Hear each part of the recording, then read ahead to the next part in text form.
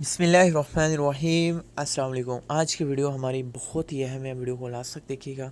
पाकिस्तान से Kuwait बरास्ता Dubai 14 दिन गुजारने का मुकम्मल अहवाल। कुवैत के लिए आज़म सफ़र होना इन दिनों जो है शेयर लाने के मुतरद्दिफ है। आखिरकार अल्लाह की तौफीक से इस मुश्किल काम का बेड़ा उठा लिया। एक भाई शेयर कर रहा है, छुट्टियां गुजार ली थी, अब वापसी के लिए तगदो शुरू कर दी। पहले पहल ये गुमान था कि 1 अगस्त को कुवैत के लिए परवाज़ें खुल जाएंगी और 15 अगस्त तक हालात मामूल के मुताबिक होंगे, लेकिन इसे बसा आरजू हाक शुद। परवाज़ें फिर बंद हुईं और करार दिया गया कि कुवैत आने के लिए 32 ममालिक के लिए शहरी ऐसे मुल्क में 14 दिन गुजारेंगे जिसकी परवाज़ें कुवैत आ रही हैं। मेरा बरास्ता दुबई जाने का प्रोग्राम बना। अपने एक दोस्त की वसासत से सफरी नुमाइंदे ने दुबई का वीज़ा और दीगर इंतज़ामात कर दिए। सफ़र शुरू करने से पहले PCR test Kharian Chughtai lab से 6500 रियाल में करवाया। वक़्त पर इसका नतीजा मसूल हुआ। इसमें सफ़र करने के काबिल था। 15 अगस्त 2020 रात की फ़्लाइट थी। एमिरेट्स एयरलाइंस की इस्लामाबाद से परवाज़ शुरू हुई।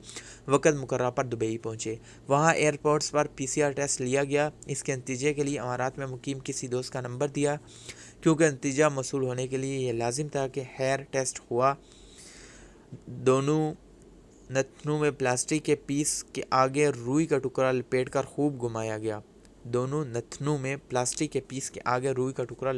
खूब घुमाया गया। होटल्स की बुकिंग की जा चुकी थी, इसलिए एक पाकिस्तानी टैक्सी ड्राइवर की वसात से 20 मिनट के बाद मंजिल मकसूद पर पहुंचे। सतो में वाक़या अलहौरी एग्जीक्यूटिव होटल्स में रहाइश थी। वहाँ जाकर मुझे बताया गया कि सियाहत का टैक्स अदा करना है, लिहाजा 180 दिरहम 17 दिन के अदा किए। रूम नंबर 231 में जागुज़री होगी। अब ये 14 दिन रावी ने चीन ही लिखा था। उसके बाद है सुबह नाश्ता, शाम को खाना, दिन को हल्का फुल्का। दोस्त मुलाकात के लिए भी आते रहे। PCR टेस्ट की रिपोर्ट तक ताकीद थी कि घर के अंदर ही रहें। इनकी बात मानी गई। दूसरे दिन रिपोर्ट आ गई, कोरोना नहीं है अल्हम्दुलिल्लाह। फिर पहला दिन छोड़ के 14 दिन गुजारने के बाद 15वें दिन 31 अगस्त फिर PCR करवाया। दुबई हेल्थ केयर सिटी में हमारा स्पेशलिस्ट हॉस्पिटल में यह टेस्ट हुआ। 1 को SMS आ गया, लेकिन लिंक ओपन नहीं हो रहा था। थोड़ी परेशानी बनी, लेकिन सोचा कि क्यों ना हॉस्पिटल जाकर चेक करें। इधर जाते ही काम हो गया। 250 दिरहम उनकी फ़ीस थी। सारे लवाजमात पूरे करने के बाद 2 सितंबर को दुबई एयरपोर्ट से पहुंचे।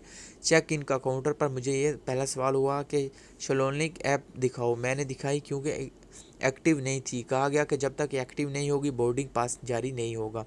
मैंने इसी वक्त कोशिश की और अल्लाह के फजल से एक्टिव करने में कामयाब हो गया।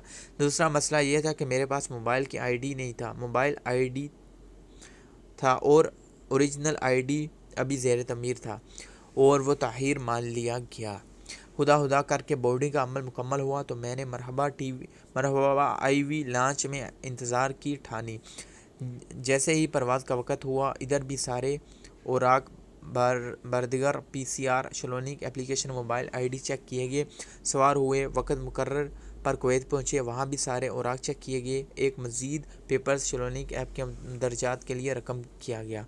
वहाँ से नाम और मोबाइल नंबर का स्टिकर्स पासपोर्ट पर लगाया गया। फिर इमिग्रेशन के बाद हैरियत से सामान लिया और बाहर निकल आए। घर आकर शलोनिक ऐप को अपडेट किया। ये सारी चीज़ें थी जो 14 दिन के गुजार कर दुबई से कुवैत बरास्ता पहुँचे और कौन से मशाकिल और कौन से मसाइल से गुजरना पड़ता है। प्लीज़ चैनल को सब्सक्राइब कर दे, बेल नोटिफिकेशन अलाउ कर दे ताकि हमारी कोई भी वीडियो आपको नोटिफिकेशन मिलती रहे। दुआ में याद रखिएगा। अल्लाह हाफिज़।